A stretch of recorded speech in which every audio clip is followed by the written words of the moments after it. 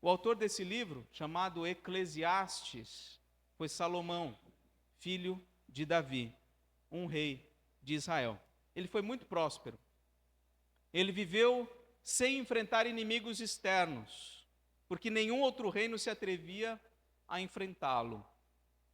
Ele desfrutou de muita riqueza, muita honra, muito reconhecimento por parte do seu próprio povo e de outros povos ao redor. Não houve nada que Salomão tenha desejado e ele não tenha conseguido conquistar. E nesse livro, Salomão reflete sobre a vida debaixo do sol. Ele pensa sobre o passar dos anos, pensa sobre a nossa busca incessante por riqueza, por conhecimento. Ele pensa sobre o trabalho, sobre como o tempo imprevisível e incontrolável afeta a nossa existência. Ele reflete sobre o fim da vida humana e da vida animal. Ele pensa sobre as adversidades, a importância de estar acompanhado e de ser companhia para alguém.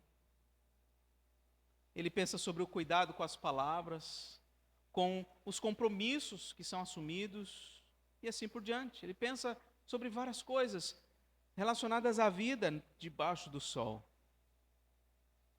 E desde o início e ao longo do livro, nós ouvimos esse autor, Salomão, concluir que na vida tudo é vaidade. É como um vazio. É como uma bolha de sabão.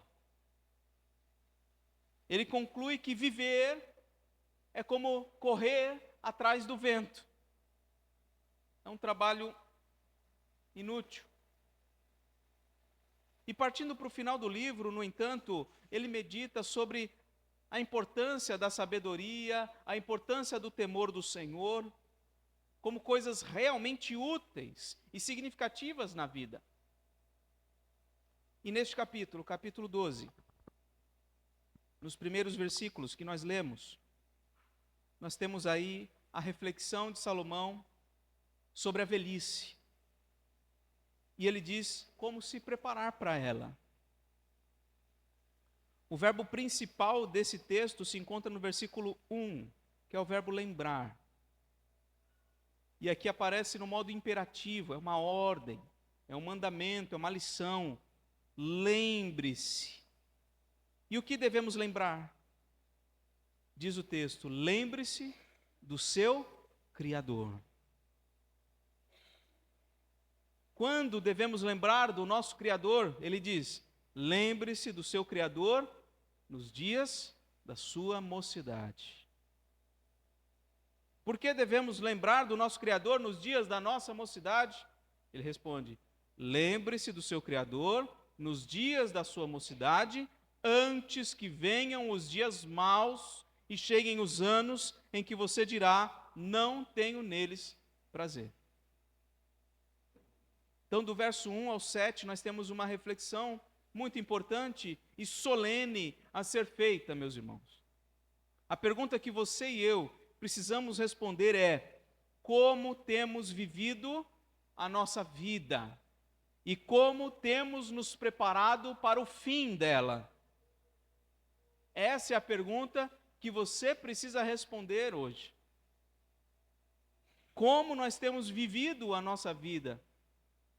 E como temos nos preparado para o fim dela?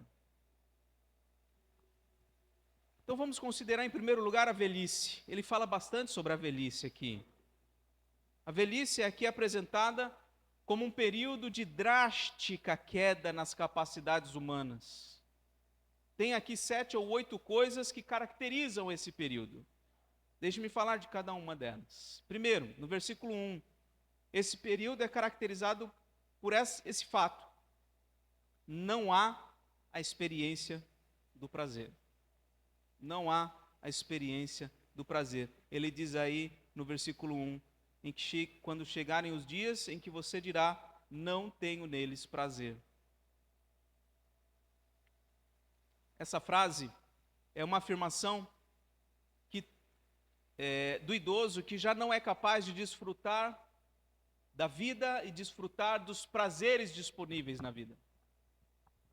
Os prazeres sexuais, o prazer da diversão, o prazer das conquistas, o prazer dos esportes, o prazer da música, o prazer das artes, o prazer de uma boa conversa, de uma boa amizade, o prazer de estar produzindo algo novo, o prazer da comida, o prazer da bebida, o prazer da obtenção de novos conhecimentos, o prazer da leitura, o prazer da contemplação de uma linda paisagem, o prazer de estar com os filhos e de acompanhar o crescimento deles, o prazer de um abraço, o prazer de um sorriso, o prazer de um brigadeiro, o prazer de um perfume cheiroso. Todos esses prazeres já não são mais percebidos para aqueles que carregam o peso dos muitos anos de existência nessa terra. Vai chegar o dia em que você vai dizer: eu não tenho nos meus dias prazer algum. Outra coisa que caracteriza o período da velhice é a limitação visual. Diz o versículo 2: antes que se escureçam o sol, a lua e as estrelas, e as nuvens voltem depois da chuva. Essa é uma descrição da limitação visual em um tempo em que não existiam as conhecidas cirurgias de catarata. Para quem já passou pela cirurgia de catarata, sabe que antes da cirurgia, sua visão era turva, opaca, embaçada, né? Como se houvesse uma névoa, cores desbotadas, luzes ofuscadas, etc. Já não dá para enxergar bem o sol, a lua, as estrelas, e depois da chuva é como se as nuvens não fossem embora. As nuvens permanecem por conta da deficiência visual. Para o idoso com limitações visuais é assim, principalmente num período em que não existiam, como eu já mencionei, essas cirurgias. A limitação visual caracteriza a velhice. Terceiro, a fraqueza física, versículo 3. Antes do dia em que tremerem os guardas da casa os seus braços e se curvarem os homens que no passado eram fortes, as suas pernas. Para os jovens, os homens jovens, os braços são como os guardas de proteção da casa. As pernas são como homens fortes, firmes, para resistir a qualquer inimigo. E os idosos já viram seus braços fortes, já viram suas pernas fortes, mas agora o que vem são seus braços tremerem com o menor peso. O que vem são suas pernas se encurvarem. Fraqueza física. Na sequência o texto diz: antes de cessarem os moedores da sua boca, por já serem poucos, até os dentes, que hoje você nem repara o quão fortes eles são. Para o idoso faz uma falta muito grande. Os dentes fortes que moíam os alimentos mais duros já não estão ali para ajudar na alimentação.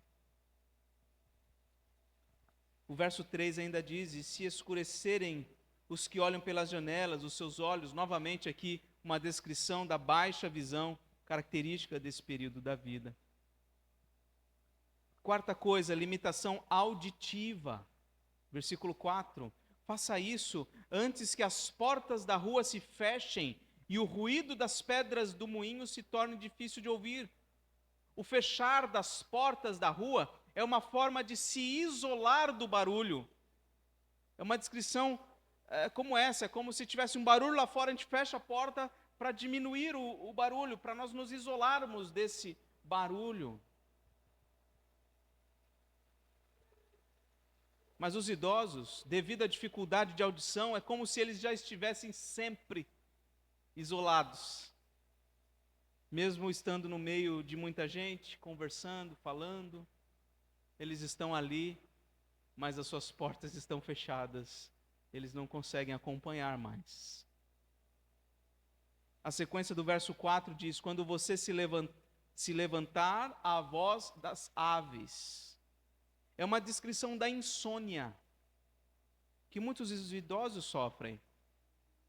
Muitos dormem pouco e, embora tenham baixa audição, qualquer pequeno ruído já é motivo para ele despertar do seu sono. Isso é característico também da velhice.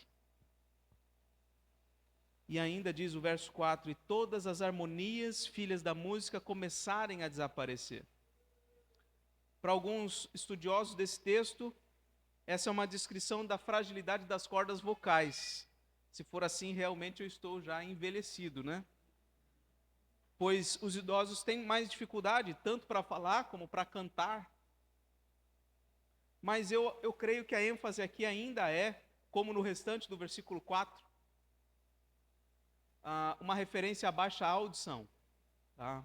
A incapacidade de perceber harmonias, melodias, os sons que ao longo da vida inteira foram apreciados, chega um momento que não vai poder mais ser. Quinta coisa, as coisas pequenas vão parecer grandes. No versículo 5 diz: quando você tiver medo do que é alto e se espantar pelo caminho. Um pouco depois diz: e o gafanhoto lhe for um peso. Essa é uma forma de descrever a sensação de insegurança, de medo, de fragilidade. Alcançar o que está no alto já não é mais tão simples. Qualquer movimento brusco que as crianças fazem ou que algum adulto está fazendo já causa medo no idoso. Coisas leves já não podem mais ser levantadas com facilidade. Precisa de ajuda para coisas simples. Coisas simples como se limpar, como se trocar, como escovar os dentes. Poderá demandar um esforço muito grande e até impossível para alguns idosos. Sexta coisa, ainda no versículo 5, o branqueamento dos cabelos. Aqui diz: quando florescer como a amendoeira. Depois pesquise no Google o que é uma amendoeira quando ela floresce na primavera. Ela fica toda branca.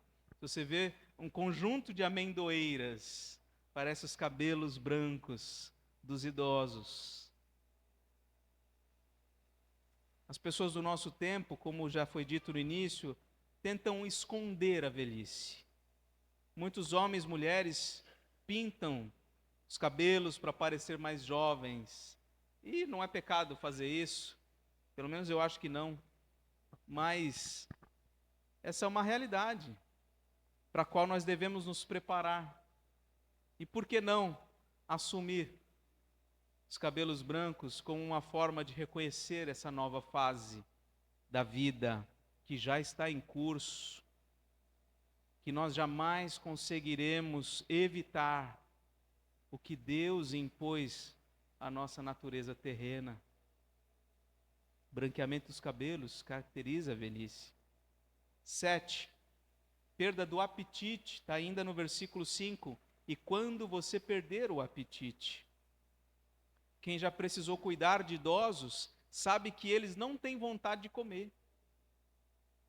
As melhores coisas da vida, como a possibilidade de comer coisas gostosas, já não faz muita diferença para quem chega à velhice. Certa vez o rei Davi quis favorecer um homem chamado Barzilai. Barzilai tinha ajudado Davi, e Davi, quando voltou para Jerusalém, quis ajudar esse homem. Ele já era idoso. E a resposta desse homem foi a seguinte: hoje eu tenho 80 anos. Poderia eu discernir entre o que é bom e o que é mal? Poderia este seu servo perceber o sabor do que come e do que bebe? Poderia eu ainda ouvir a voz dos cantores e cantoras? Essa foi a resposta de Barzilai. Ele não quis acompanhar Davi, para ele já não fazia mais sentido. Ele já não sentia o sabor dos alimentos. Ele nem era capaz de desfrutar de uma boa música. E a oitava e última coisa, do finalzinho do versículo 5 até o versículo 7, é a expectativa da morte. Porque o ser humano vai à morada eterna, e os pranteadores andarão rodeando pela praça. Lembre-se do seu Criador antes que se rompa o fio de prata, e se despedace o copo de ouro, e se quebre o cântaro junto à fonte, e se desfaça a roda junto ao poço, e o pó volte à terra de onde veio, e o espírito volte a Deus que o deu. Todas essas palavras descrevem a expectativa da morte, que caracteriza a velhice. Não viveremos para sempre aqui. Morrer é como ir para a morada eterna. Você já parou para pensar que em breve terão pessoas chorando a sua morte? O fio de prata e o copo de ouro aqui descritos se referem a algo precioso e lindo, mas que chega ao fim. A vida. O fio de prata é rompido, o copo de ouro é quebrado. Coisas lindas, coisas preciosas que chegam ao fim. O cântaro quebrado, cântaro é uma jarra. O cântaro quebrado junto à fonte, a roda desfeita junto ao poço. Lembra da roda que é usada para puxar ali, a roldana para puxar o balde lá de dentro do poço? Essas coisas indicam que algo não é mais capaz de cumprir a sua função. O jarro quebrado não pode mais recolher as águas da fonte. A roda desfeita já não é mais capaz de rolar e trazer o balde com a água do poço. E assim é a nossa vida. Quando ela termina, todas as funções que nós tínhamos, tudo que nós fazíamos, o nosso papel no mundo, tudo isso é desfeito. Já não existe mais. É o cessamento completo das funções até então desempenhadas. Como o pai e o avô provedor, que deixa de sê-lo.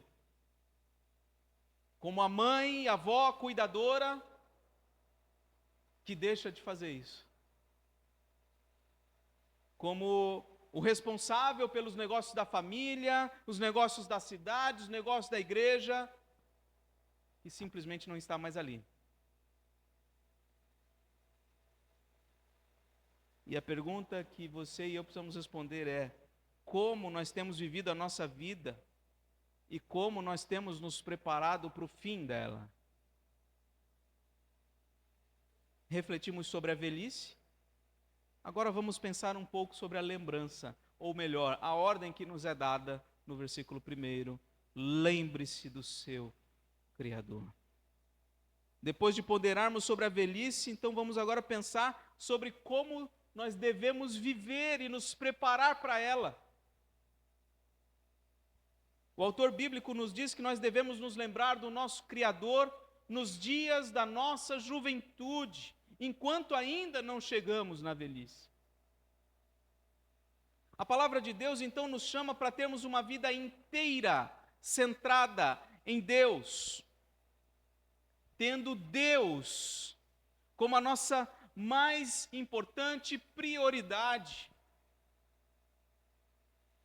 O motivo pelo qual podemos nos alegrar ao longo dos anos da nossa vida e desfrutar dos diversos tipos de prazeres ao longo da nossa vida é porque Deus, o Criador, nos concedeu esse privilégio. Não se esqueça dele. Toda alegria e todo prazer na vida são dádivas, são presentes, são concessões do Deus Criador para você. Alguém disse o seguinte: lembrar-se de Deus significa viver toda a nossa vida para Ele. Significa lembrar-se de Deus em todas as circunstâncias, incluí-lo em todos os nossos planos, louvá-lo por todas as suas bênçãos e orar a Ele em todos os nossos problemas. Essa lembrança não é um ato superficial, meramente mental, significa abandonar a nossa pretensão ou autossuficiência e entregar-nos a Ele. Crianças, ouçam isso.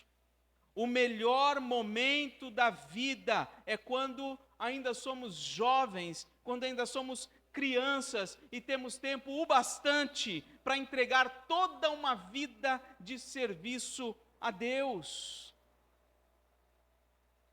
Não espere até estar tão velho que não terá mais vontade de fazer qualquer coisa, porque a vida já perdeu todo o seu sentido. Em vez disso, entregue sua vida a Deus agora, enquanto ainda tiver força, vigor suficiente para fazer alguma diferença no mundo. Lembre-se de Deus quando estiver em casa, quando estiver na escola.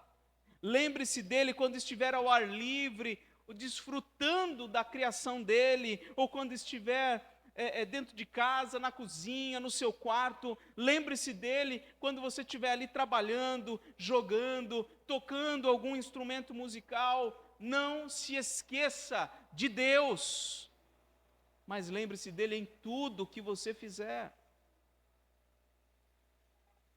Lembrar de Deus é colocá-lo como número 1 em nossa vida. Fazer tudo para Ele, para agradá-lo, para honrá-lo, para desfrutar dEle. Lembre-se de Deus ao fazer planos para o próximo ano. Lembre-se de Deus ao se reunir para as festas com seus familiares e amigos. Lembre-se de Deus enquanto você caminha andando pela praia, enquanto dirige o seu carro indo para o seu trabalho. Lembre-se de Deus enquanto você lava a louça, enquanto você lava o banheiro, enquanto você desfruta de intimidade com seu cônjuge, enquanto você toma uma boa Coca-Cola gelada. Lembre-se de Deus. É Deus quem nos proporciona tudo isso, e nada disso faz sentido sem Ele.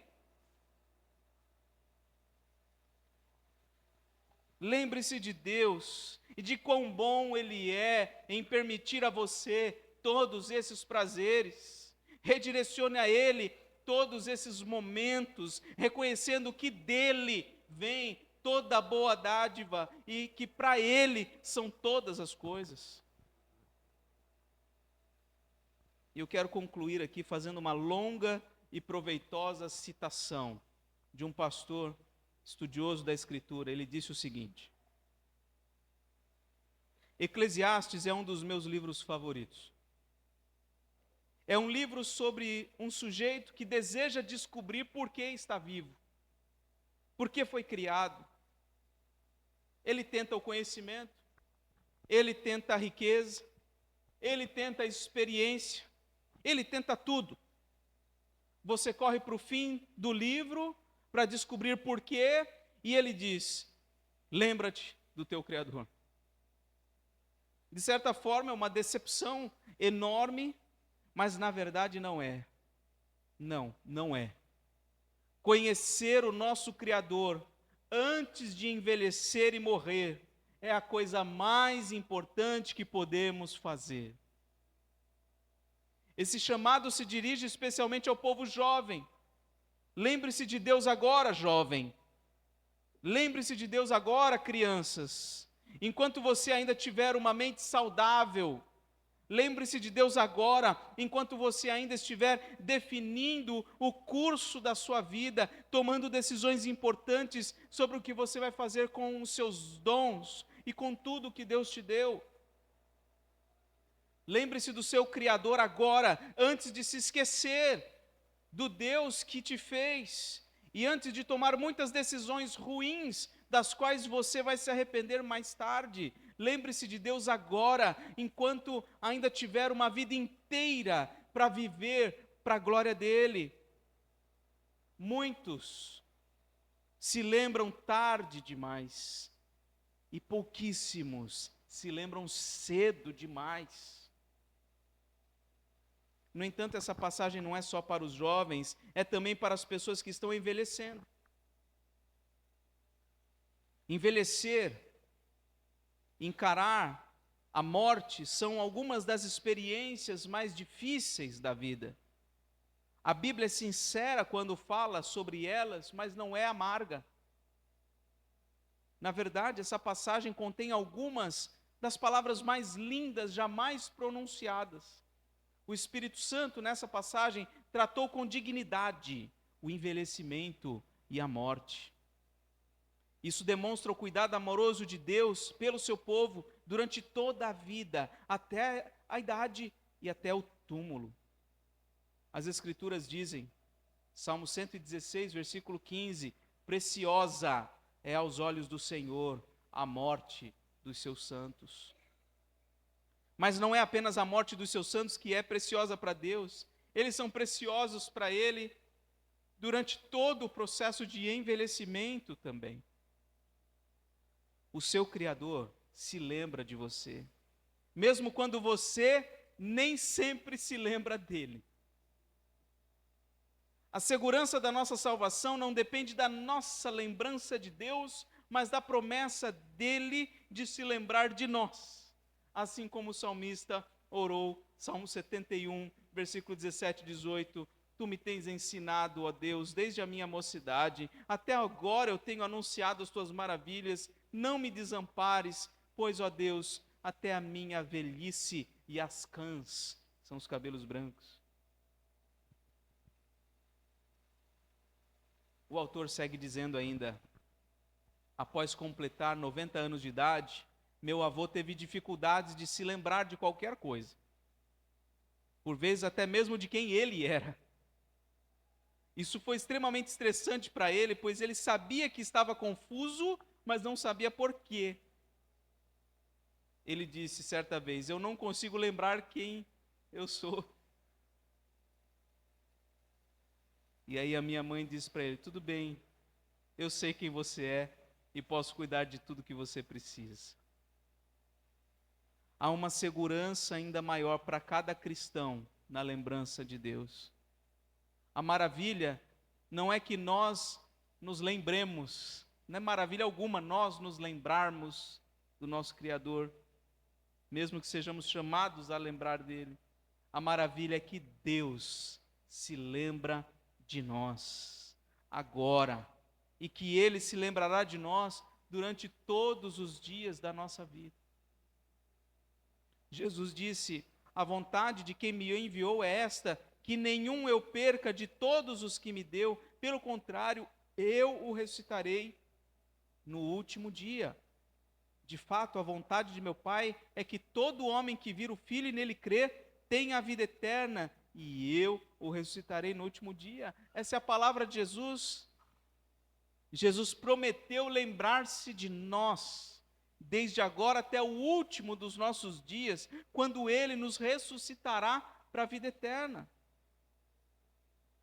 Aqueles que morrerem, crendo em Cristo, voltarão a viver e serão jovens para sempre. Como pregador de Eclesiastes, o apóstolo Paulo também compreendeu que um dia a velha casa, esse corpo que nós temos, o nosso corpo, será destruído. Mas como servo de um Salvador que ressurgiu do túmulo, ele acreditava também que os nossos corpos serão refeitos. Ele disse, sabemos que se a nossa casa terrestre deste tabernáculo se desfizer, o que é uma imagem semelhante a uma casa caída, ele segue dizendo, nós temos da parte de Deus um edifício, casa não feita por mãos humanas, eterna nos céus. Essa é a verdade bíblica sobre o nosso corpo.